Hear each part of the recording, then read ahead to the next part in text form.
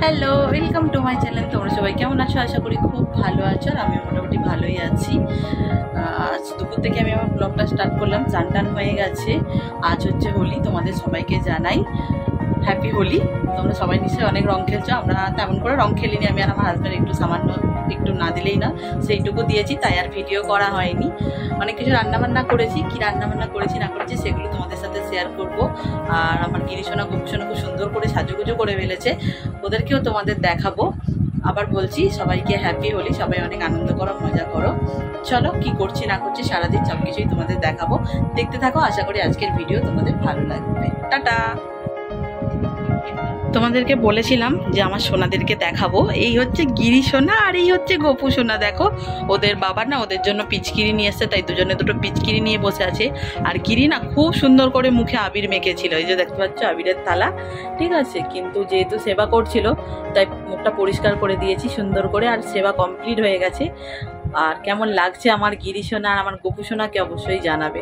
এই দেখো এই বাবুটাও কত সুন্দর করে দোল খেলেছে। তোমরা কারা কারা দোল খেললে অবশ্যই কমেন্ট করে জানাতে ভুলো না। আর কিছুদিন আগে দেখো একটা ড্রাই ফ্রুট অর্ডার দিয়েছিলাম ফ্লিপকার্ট থেকে, সেটা এসছে। একটু খাওয়া হয়ে গেছে খানিকটা, খুব ভালো। তোমরাও ট্রাই করতে পারো, ভালো লাগবে আশা করি। চলো, আর দোল পূর্ণিমা উপলক্ষে সবাই একবার বলে দাও হরে কৃষ্ণ, রাধে রাধে।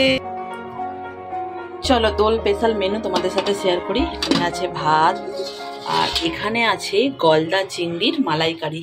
মা বললো আজকে গলদা চিংড়ি আনি, গলদা চিংড়ির মালাইকারি করি, তাই জন্য গলদা চিংড়ির মালাইকারি হয়েছে।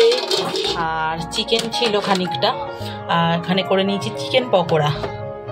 আর এখানে একটু কালকের তরকারি বেঁচেছিল, সেগুলোই নিচেরটা আর খুলতে পারছি না এক হাতে।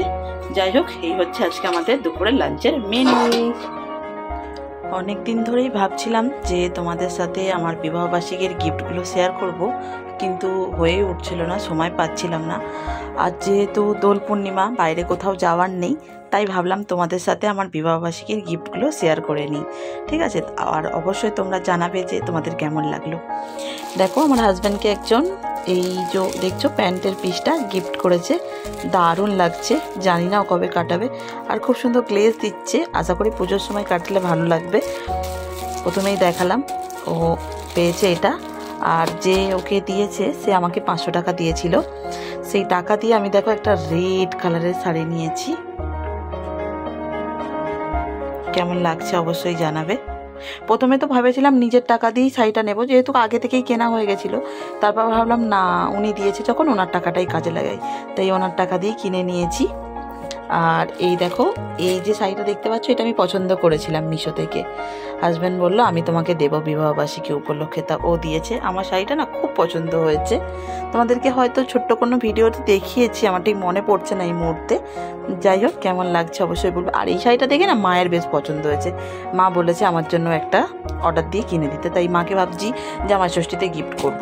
আচ্ছা, আমাকে আরেকজন দেখো এই শাড়িটা গিফট করেছে, ঠিক আছে। খুব সুন্দর শাড়িটার কালারটা বেশ সুন্দর, কিন্তু আমি যেহেতু তাঁতের শাড়ি পরি না, তাই ভেবেছি আমার শাশুড়িকে দিয়ে দেবো।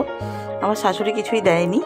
আর এই যে স্পেশাল গিফট, এর মধ্যে দেখাই তাহলে বুঝতে পারবে।